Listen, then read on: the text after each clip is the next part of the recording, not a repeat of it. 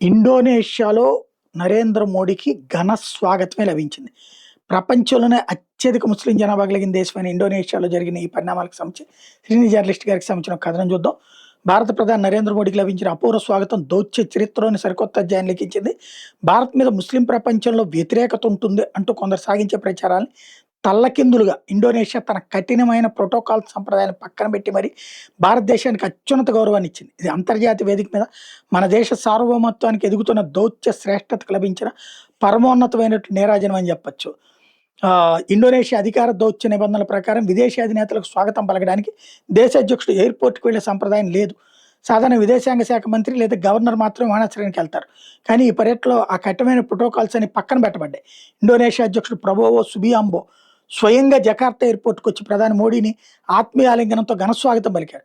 అంతేకాకుండా ఇండోనేషియా అత్యున్నత పౌర పురస్కారమైన బింతాంగ్ అదిపూర్ణ అని ప్రధానికి అందజేసి అసాధారణ గౌరవాన్ని ప్రకటించారు.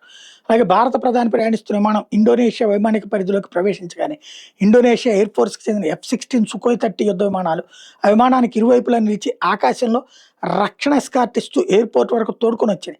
సాధారణంగా అత్యంత సన్నిహిత రక్షణ మరియు వ్యూహాత్మక భాగస్వామ్య దేశాలకు మాత్రమే ఇట్లాంటి సైనిక గౌరవాన్ని ఇస్తారు.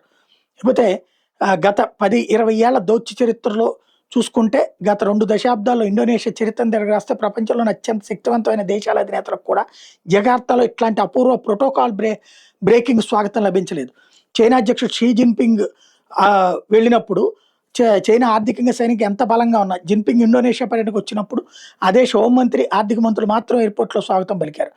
అలాగే ఒబామా, ట్రంప్ లేదా జో బైడెన్ వంటి అగ్రరాజ్య నేతలు వచ్చినప్పుడు కూడా నిబంధనల ప్రకారం మంత్రులు స్వాగతం పలికారు తప్ప ఇండోనేషియా అధ్యక్షుడు ఎయిర్పోర్ట్కి రాలేదు. పాకిస్తాన్ ప్రధాని లేదా సైన్యాధిపతులు ఇండోనేషియా వెళ్ళినప్పుడు కేవలం సాధారణ ద్వైపాక్షిక పరిపాలనా పరమైనటువంటి ప్రోటోకాల్ మాత్రమే ఇచ్చారు. గత దశాబ్ద కాలంలో దక్కిన ఏకైక మినహాయింపు ఏంటంటే 2017లో సౌదీ అరేబియా రాజు కింగ్ సల్మాన్ ఇండోనేషియా వచ్చినప్పుడు అప్పుడు అధ్యక్షుడు జోకో విడోడో స్వయంగా ఎయిర్పోర్ట్కి వెళ్ళారు.